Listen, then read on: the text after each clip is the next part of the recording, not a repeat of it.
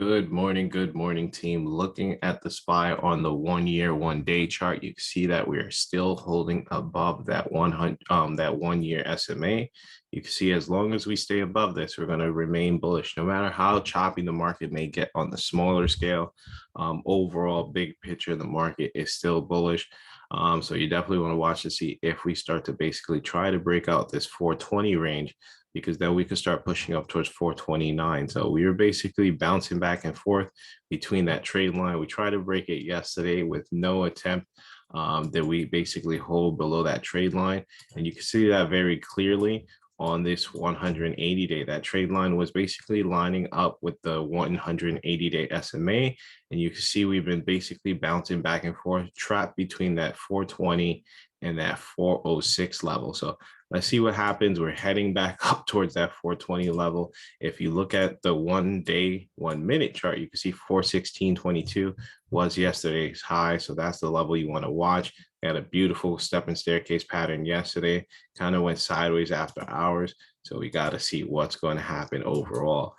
Actually, let's look at the 1 day. You can see the 1 day is actually very oversold. So we may get some type of bounce pre-market going into that previous high over here at 416. So jumping over towards the 20-day, you can see the 20-day MACD is crossed down right now.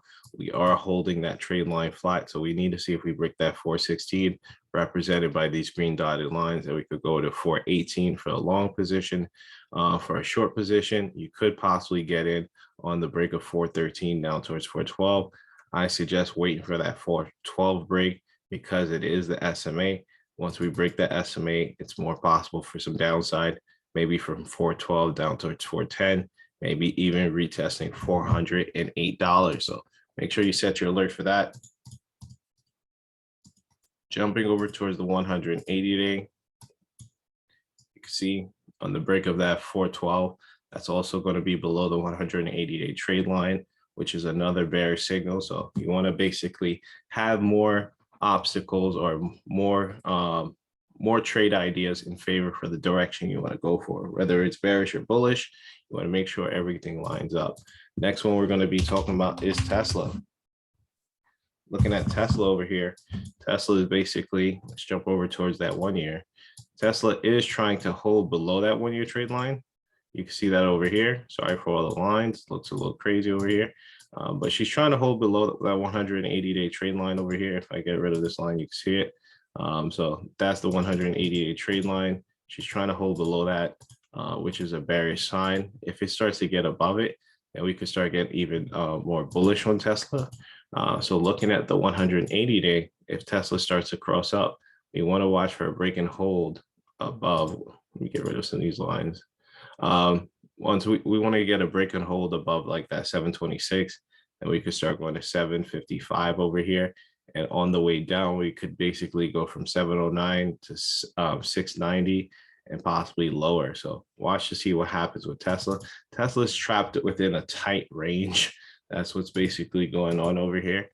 You can see Tesla basically bounce off the SMA on the 20-day, and it's basically trying to uptrend today. We do basically have some more area for the RSI to travel. So definitely watch for that 722 break towards that 734, especially if the SPY is bullish. Tesla's going to go higher, and watch for that 709 break, and then we could start going to 690s. Next one we're going to talk about is Amazon. Amazon's pretty much range bound as well. You can see it's going sideways. For the past few days, it's been going sideways. So definitely want to watch to see what's going to happen overall with Amazon over here. It's holding a strong support around that 120. Once we break 120, we can start going to 115. Once we start to break above 124, which has been some type of support resistance level, we can start going to 128. Last but not least, I talk about Gamestop. Gamestop basically ran $15 yesterday. We want to watch to see what's overall is going to happen with this stock. You know, the stock, once it gets some type of news or any type of movement, it's like blood in the water for sharks, right? So let's see what happened. 151 towards that 158, 151 was a previous double top level. So we definitely want to see if we start to break that 151 zone. And then to the downside, You want to watch for the break of 138, which was a previous resistance level, previous support level. So that 137, we could start basically going down towards 124. So that's going to be it for today, guys. Make sure you guys use a stop loss, practice safe trading, wait for true direction of the overall market. A lot of times we see moves in the bell, and that's not really where the stock wants to go. All right, so make sure you guys get direction from the larger charts, use a stop loss, and I'll see you guys in the chat room later.